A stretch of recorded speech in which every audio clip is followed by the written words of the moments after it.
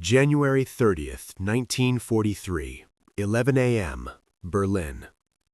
Winter light spills across the Tiergarten, pale and brittle, reflecting off frozen stone and iron railings. Air raid sirens are silent. They have no reason to sing. German officers adjust greatcoats, boots crunching on frost as staff cars idle outside the Reich Chancellery. Inside, Hermann Göring is preparing to speak. The capital of the Reich feels untouchable. Then, a sound that doesn't belong. High above the city, engines whisper instead of roar. Too fast, too smooth, not the heavy thunder of a bomber stream. Radar operators hesitate, hands hovering over plotting tables.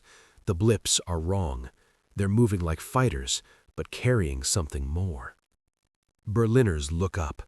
Two aircraft slice through the cold blue sky, sunlight flashing off their wings. No escort, no formation, just speed. Anti-aircraft crews scramble, cranking flat guns upward, but the angles are already wrong. The aircraft are past them before commands are shouted. Bombs fall. They strike within minutes of Göring's speech. Clean, precise, humiliating.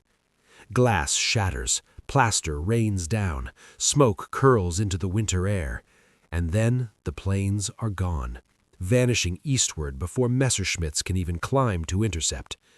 In Luftwaffe headquarters, disbelief spreads faster than the explosions. Reports pile up, timings don't make sense, distances are impossible. No bomber should be able to reach Berlin in daylight, unescorted, and leave untouched. Someone mutters it first. Holzflugzeug, a wooden airplane. Intelligence officers scoff. Plywood and glue, a joke, a British bluff, something not worth fearing. But the maps say otherwise. The wreckage says otherwise. And deep down, unspoken, the veterans know. This was not luck. This was a warning. And whatever just struck Berlin is coming back. Months earlier, far from Berlin's flak towers, the idea had been laughed out of rooms. Hatfield Aerodrome, Hertfordshire, 1940. Britain is bleeding. France has fallen. The Luftwaffe prowls the Channel skies, and every aircraft Britain builds must justify its weight in aluminum. Metal is rationed. Engines are precious. Fighters get priority. Bombers fight over scraps. Into this desperation walks Geoffrey de Havilland. He lays drawings on a table, clean lines, no defensive turrets, no armor plate, no gun positions, an aircraft built almost entirely of plywood and balsa, 2 Rolls-Royce Merlin engines, a crew of 2, no guns. Silence follows, then polite disbelief, then open ridicule. A bomber without guns is a coffin, they say. A wooden airframe will shatter under stress. Fighters will tear it apart. German intelligence would later echo the same verdict. Unbewaffnet, unbrauchbar, unarmed, useless. But de Havilland is calm. He taps the drawings once, then again. Speed is armor. Altitude is protection. Precision is survival. If the aircraft can outrun fighters, climb higher than flak, and strike before defenses react, it doesn't need guns. Against every instinct born from years of air combat, the Air Ministry hesitates, then approves. Barely, quietly, almost ashamed. Carpenters replace riveters. Furniture factories become aircraft plants. Skilled hands shape wings the way violins are shaped, laminating wood into curves stronger than steel when stressed just right. The fuselage halves are molded like shells, glued, pressed, and joined. When the prototype rolls onto the runway, it looks wrong, too sleek, too clean, almost fragile. Test pilots take off expecting compromise. What they feel instead is acceleration. The Mosquito climbs like a fighter, it handles like a dream, and when the throttle opens fully, the airframe sings, fast enough to leave Spitfires behind at altitude. Still, skeptics remain. Speed on paper means nothing over enemy territory. The real test waits across the channel, where radar, fighters, and flak form a steel wall. And soon the Mosquito will fly straight into it, unarmed, unescorted, and very, very fast. September 1941. Midday. Occupied France.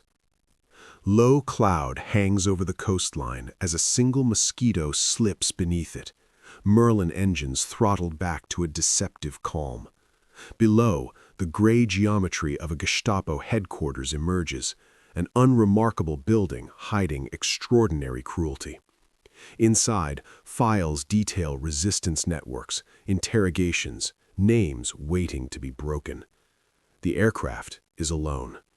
No escort fighters, no defensive guns, just speed and a stopwatch. The pilot watches the second-hand sweep. The navigator counts down distances, eyes locked on maps already memorized. At the precise moment, the Mosquito rises out of the cloud layer, sunlight snapping across its wooden wings. Flak bursts late.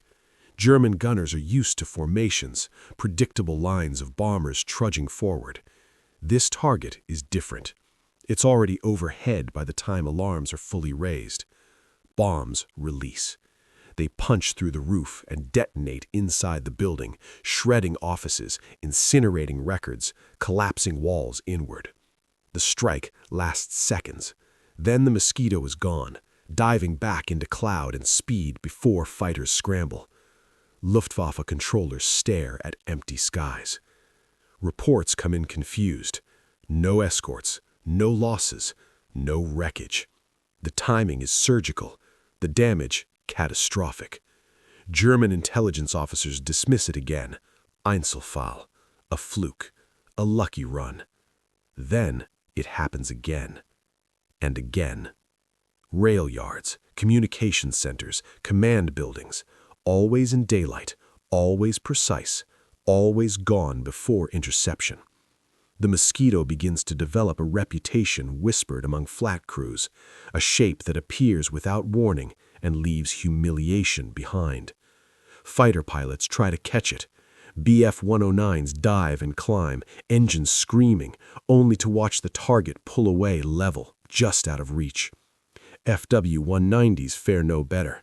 The Mosquito doesn't turn to fight. It simply refuses to be caught. Every mission rewrites assumptions. A bomber that doesn't hide in formations. A strike aircraft that doesn't beg for escort. A machine that treats enemy airspace as a corridor, not a gauntlet. In British briefing rooms, confidence grows. But so does ambition. If the Mosquito can slip through defenses like this, then distance no longer protects the enemy. Across the channel, planners begin circling a name they haven't dared touch in daylight. Berlin. And this time, the Mosquito won't be testing a theory. It will be sending a message. January 1943. England's East Coast. Dawn. The briefing room is quiet in the way only dangerous ideas make it quiet. Maps of Germany lie pinned to the walls, red string stretching farther than any Mosquito has flown on a single mission. At the center of the table, one word hangs unspoken: Berlin. Daylight bombing of the Reich capital is suicide. Everyone in the room knows it. Heavy bombers need formations, escorts, and luck. Even then, losses are measured in squadrons. But this plan asks for something else entirely. 2 Mosquitoes, no escort, no guns, just timing. They are not going to flatten the city. That's not the point. They are going to strike symbols, ministries, propaganda centers, the illusion of control. They will arrive when no one expects bombers to arrive at all. Late morning. The crews climb into their cockpits wearing fighter-style confidence, not bomber resignation. Engines start. The Merlins settle into their smooth, predatory hum. As they lift off, the North Sea rolls beneath them, gray and indifferent. Crossing the coast, they climb high, Higher than flak, faster than interception. German radar sees them, but doesn't understand them. The plots are wrong, too small, too fast. Controllers hesitate, fighters scramble late. Over Berlin, civilians are shopping, offices are working. Göring himself has boasted the city is safe from daylight attack. Then, the mosquitoes arrive. Bombs fall with obscene precision, detonating near government buildings. Smoke curls into the sky like a question mark. Flak erupts wildly, black bursts tearing at empty air. Fighters arrive minutes too late, circling a city already struck. The mosquitoes are already turning for home. When Göring hears the timing, when he realizes the bombs fell during his speech, the damage becomes personal. Rage replaces denial. Orders fly. Demands for answers echo through Luftwaffe command.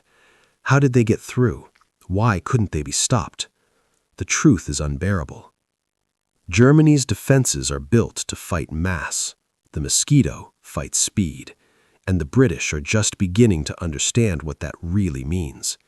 Because now that Berlin has been reached, nothing feels out of range anymore. Spring 1943. Luftwaffe command bunkers across the Reich. The laughter is gone. Intelligence folders marked Mosquito thicken by the week. Intercept reports, gun camera film, pilot complaints written in frustrated, angry handwriting. Every page tells the same story. Contact made, closure attempted, target lost. Fighter pilots curse it, flak crews hate it, radar operators dread its signature. Small, fast, fleeting. The mosquito is no longer dismissed as a wooden absurdity. It has become an obsession. Orders go out. Special intercept units are formed. Modified Bf-109s are stripped for speed. FW-190s are tuned to climb harder. Night fighters are tasked with daylight readiness, an absurdity that speaks to desperation. Engineers propose heavier cannons, new fuses, tighter flak belts. Nothing works. The mosquito adapts faster than its hunters. It arrives higher, faster, sometimes lower, skimming rooftops and rivers at treetop height. It bombs rail junctions minutes before armored divisions pass through. It strikes prisons just long enough for resistance fighters to escape.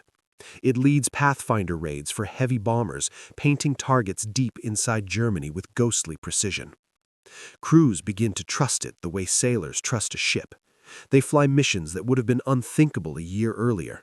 Deep penetrations, solo runs, razor-thin margins. Losses happen, yes, but never in the numbers German planners expect. And then comes the most dangerous role of all: night fighter. Mosquito variants stalk the dark skies over Germany, hunting German bombers returning from raids over Britain. Radar-equipped, armed now, deadly. The prey has reversed. German bomber crews feel it first. A shape appears behind them without warning. Cannon fire erupts. Another aircraft vanishes into flame. Survivors land shaken, whispering the same word over and over: mosquito. The wooden plane has become a predator. By war's end, the mosquito will serve as bomber, fighter, reconnaissance aircraft, pathfinder, night hunter, roles that normally require entire families of machines. It will do them all better than expected. And as the Reich's defenses crack under pressure from every direction, one truth becomes impossible to ignore. The aircraft once mocked as a joke has quietly rewritten the rules of air war itself. May 1945, Europe. Airfields lie scarred and silent. Wrecked hangars cast long shadows across concrete where engines once screamed. The war in the air is over now, measured not in sorties, but in lessons paid for with blood. On British bases, mosquitoes sit weathered and streaked with oil, their wooden skins bearing the marks of years of impossible missions. They look almost modest at rest. No armor plates, no bristling gun turrets, just elegant lines and quiet confidence. The numbers tell part of the story. Thousands of sorties, precision strikes that shattered command centers without flattening cities.